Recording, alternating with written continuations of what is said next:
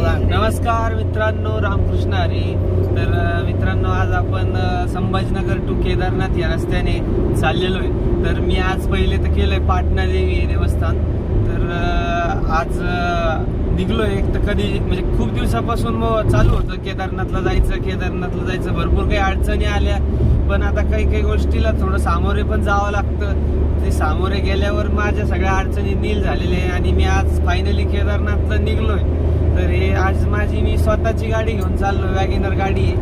तर हे माझे मागं वडील आहेत, हे माझा लहाना भाऊ, ही आई, हे आमचे मामाश्री.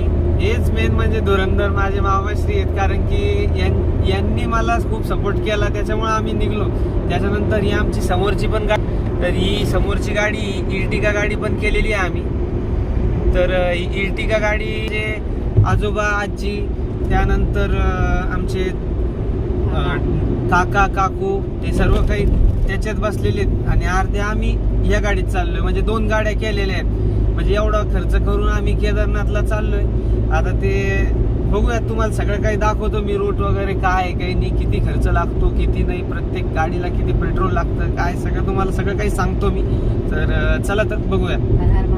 हर हर महादेव, जय केदार.